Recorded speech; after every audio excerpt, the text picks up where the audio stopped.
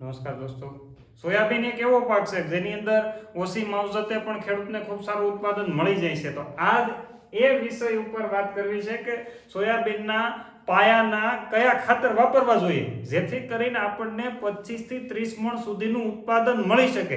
પાયાનું ખાતર પાયામાં નાખવાનું છે. જો તમે પાયાનું ખાતર પાયામાં નહીં નાખો તો પાછળથી ખાતર નાખવાનો દોસ્તો કોઈ મતલબ રહેતો નથી. આ ખાસ કાળજી રાખજો, કારણ કે ઘણા આપણે નથી કહેવત કે ભાઈ હતા ત્યારે દીધું નહીં અને પાછળથી કદાચ ઝાલકું નાખતું હોય તો કંઈ કામનું નથી.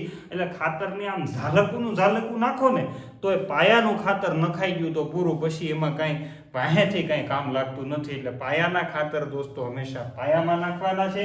તો સોયાબીનના પાકની વાત કરીએ. વાત કરવા માટે હું આપની સાથે આપનો દોસ્ત મનીષ બલદાણિયા કૃષિ વિજ્ઞાન કેન્દ્રની અંદર છેલ્લા 7 વર્ષથી વૈજ્ઞાનિક તરીકે કાર્યરત છું. અને મિત્રો, સોયાબીન છેલ્લા 7 વર્ષની અંદર ગીર સોમનાથ જિલ્લાની અંદર ખૂબ સારું વાવેતર વધ્યું છે. એની પાછળનું કારણ છે કે સોયાબીનમાં ખેડૂતને ઘણો બધો ફાયદો થાય. એની વેરાયટી ઉપર ખાસ ધ્યાન આપજો, કારણ કે સોયાબીનની અંદર ઘણી બધી વેરાયટીઓ એવી આવે. ગયા વખતે હળી ગઈ હતી, ઘણી બધી વેરાયટી એવી હતી એ મસ્ત મજાની ઊભી હતી. તો દોસ્તો, ખાસ કરીને સોયાબીનની વાત કરીએ તો સોયાબીનનો પાક છે એની મૂળ ઉપર ઝીણી મૂળ ગંડિકા ધરાવતો પાક છે. લેગ્યુમિનેસી ફેમિલીનો, એટલે કઠોળ વર્ગ, કઠોળ તો ન કહી શકાય પણ લેગ્યુમિનેસી ફેમિલી છે. લેગ્યુમિનેસી ફેમિલીનો પાક છે. એની અંદર મૂળ ઉપર મૂળ ગંડિકા હોય. એમાં રાઇઝોબિયમ ઝાપોનિકમ નામના બેક્ટેરિયા એની મૂળ ગંડિકાની અંદર હોય, જે હવામાંથી નાઇટ્રોજનનું સ્થાપન કરવાનું કામ કરે.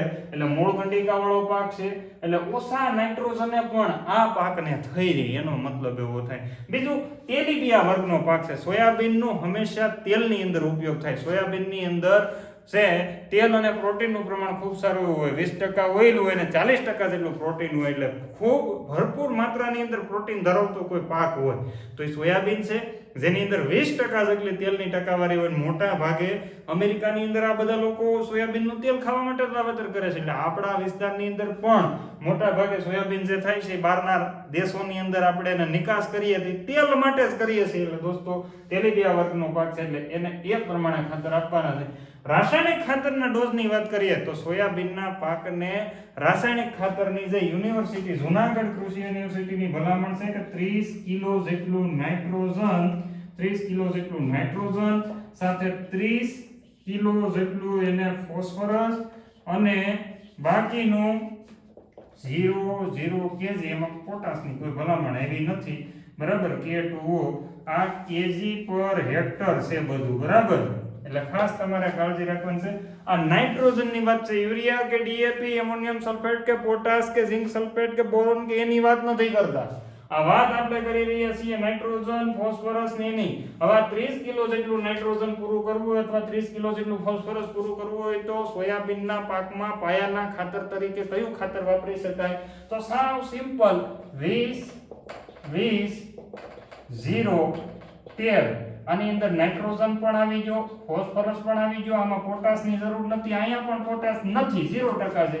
અને સલ્ફરની જરૂરિયાત છે, કારણ કે તેલીબિયા વર્ગનો પાક છે. તેલના સિન્થેસિસ અને પ્રોટીનના બંધારણ માટે સલ્ફર ખૂબ અગત્યનું છે. એટલે અલગથી કોઈ ફાટા સલ્ફર કે કોઈ પણ પ્રકારનું સલ્ફરની અત્યારે જરૂરિયાત રહેતી નથી. એટલે 13 કિલો જેટલું આની અંદર સલ્ફર છે. એટલે દોસ્તો, મારા હિસાબથી 20-20-0-13 બજારની અંદર જે આવે છે તમે 23 કિલો, બરાબર, સોયાબીન વાવવાના હોય એમાં 23 કિલો જેટલું 20-20-0-13 16 ગુઠાના વીઘામાં નાખો અને ખૂબ સારા પરિણામ મળે એની હું ખાતરી આપું છું, કારણ કે આનો મેં અનુભવ લીધેલો છે. હવે ઘણા શું કરે, એમાંય ડીએપી ગોતવા નીકળે. આમાં ડીએપી ના, તો મને ખબર નથી પડતી. એટલે તમે ડીએપી ની વાહે કેમ પડી ગયા બધા કે ડીએપી મળતું નથી, ડીએપી મળતું. એની જગ્યાએ 20-20-0-13 અથવા બજારની અંદર એનપી આવે છે 20-20, એનો પણ તમે ઉપયોગ કરી શકો. એટલે ખાસ તમારે 23 કિલો જેટલું 20-20-0-13 નાખો અથવા એનપી નાખો તો તમારે 23 કિલો જેટલું પણ સ્ટાન્ડર્ડ અને સારી કંપનીનું. બજારની અંદર અત્યારે ઘણા બધા ડુપ્લિકેટ થઈ રહ્યા છે. બજારની અંદર ઓર્ગેનિક ખાતરના નામે, કાળા ખાતરના નામે અથવા દાણાદાર ખાતર પોટાશના નામે ઘણા બધા લોકો છેતરપિંડી કરી રહ્યા છે. આનાથી સાવધાન, કારણ કે એની અંદર કાંઈ હોતું નથી. એમાં પડીકી નીકળે ને એટલે પતી ગયું. કાળા કલરનું અત્યાર સુધીનું કોઈ રાસાયણિક ખાતર ડીએપી ને બાદ કરતા મળ્યું નથી, અથવા કદાચ બીજું હોય, પણ એ કેમિકલ ખાતર હોવું જોઈએ, ધૂળ નહીં. તમને ધૂળની ગોળીઓ બનાવીને પધરાવે છે, ધ્યાન રાખજો ભાઈ. આ બધી આ દુનિયાની અંદર અત્યારે એક તો તંગી હાલતી હોય, અને તંગીની અંદર આપણે તંગી હાલતી હોય, પછી આપણે હેરાનગતિ ઊભી થઈ જાય. એટલે 20-20-0-13 23 કિલો, અથવા તમારે બીજું કોઈ ખાતર નાખવું હોય તો દોસ્તો એસએસપી તમે નાખી શકો. એસએસપી નાખવું હોય તો દોસ્તો 30 કિલો જેટલું એસએસપી તમારે પાયાના ખાતર તરીકે નાખવું જોઈએ. એની સાથે સાથે સિંગલ સુપર ફોસ્ફેટની 30 કિલોની સાથે સાથે જોઈએ તો એમોનિયમ સલ્ફેટ નામનું જે ખાતર આવે છે, જે બજારમાં મોરસિયા ખાતર તરીકે ખાંડ જેવું આવે છે, એ ખાંડ જેવું ખાતર તમે બજારની અંદર જે મળે છે એ પણ તમારે સાથે 20 કિલો નાખવું જોઈએ. એટલે જો એસએસપી અને એમોનિયમ સલ્ફેટની જોડી બનાવતા હોય તો એ પણ સારામાં સારું, કારણ કે આની અંદર એસએસપીમાં કેલ્શિયમ, સલ્ફર, ફોસ્ફરસ અને ઝિંક અને બોરોન ફોર્ટિફાઈડ લ્યો તો ઝિંક અને બોરોન એટલે 5 પોષક તત્વો વાળું એસએસપી આવે. એટલે પાછળથી કોઈ બીજા ખાતરની ઝંઝટ નથી. સાથે એમોનિયમ સલ્ફેટ લઈ લ્યો, આ બંને ખાતરની જોડી કરીને નાખવામાં આવે, એક નંબર રિઝલ્ટ મળે. તમને એમ થાય કે અરમાન ખુશ થઈ જાય, સોયાબીન એવા સોયાબીન બની જાય. એટલે દોસ્તો આની જોડી પણ 20 કિલો એમોનિયમ સલ્ફેટ અને સાથે સાથે જોઈએ તો 30 કિલો જેટલું, એટલે 50 કિલો પ્રતિ વીઘા વાવવાનું થાય. પણ એટલું બધું કેમિકલ ખાતર ન નાખો, અને કદાચ દેશી ખાતર ને એવું નાખેલું હોય અથવા તો બેક્ટેરિયાનો ઉપયોગ કરવાનો હોય તો એમાં 30% સુધીનો કાપ મૂકી દો, 20% સુધીનો કાપ મૂકી દો, તો તમે 35 કિલો નાખો, 30 કિલો નાખો, બંનેનું કોમ્બિનેશન એટલે કે એસએસપી આપણે જોઈએ તો દોસ્તો એસએસપી તમારે લઈ લેવાનું છે 20 કિલો અને એમોનિયમ સલ્ફેટ લઈ લો 10 કિલો. સારામાં સારું સુપીરિયર રિઝલ્ટ મળે, જોઈ લો તમે. આ કાપ સાથે લખીએ તો આ 20 કિલો અને આ 10 કિલો, 30 કિલોનું સુપીરિયર રિઝલ્ટ તમને મળે.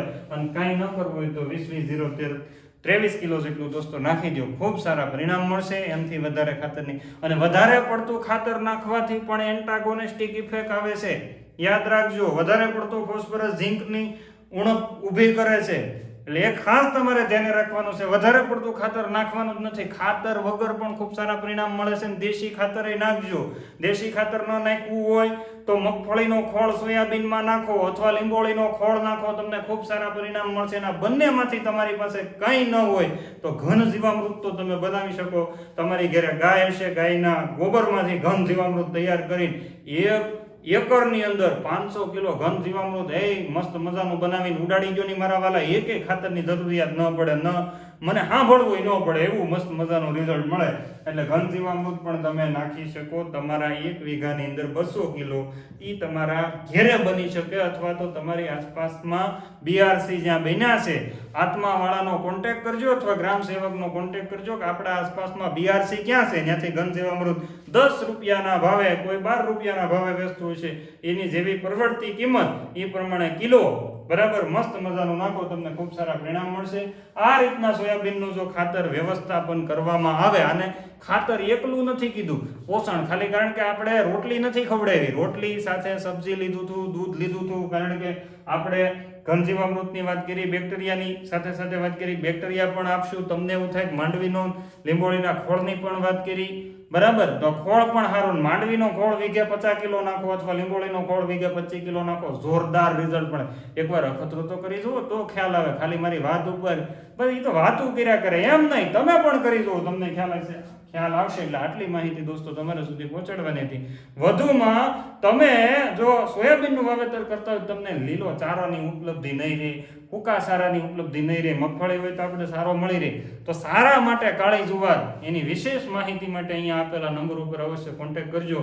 કાળી જુવારનું લૂઝમાં બિયારણ જે મળે છે એ બિયારણનું એકવાર વાવેતર કરજો. વીઘે 5 થી 6 કિલો જેટલું બિયારણ વાવો અને મસ્ત મજાનો સારો તમને મળી રહે. તો સારા માટેની જુવારની વિશેષ માહિતી માટે અહીંયા આપેલા નંબર ઉપર કોન્ટેક્ટ કરજો. આટલી માહિતી આપીને વિરમું. ચેનલ ઉપર નવા હોય તો ચેનલને સબસ્ક્રાઇબ કરી દેજો, લાઈક કરવાનું ભૂલતા નહીં. જય હિન્દ, ભારત માતા કી જય.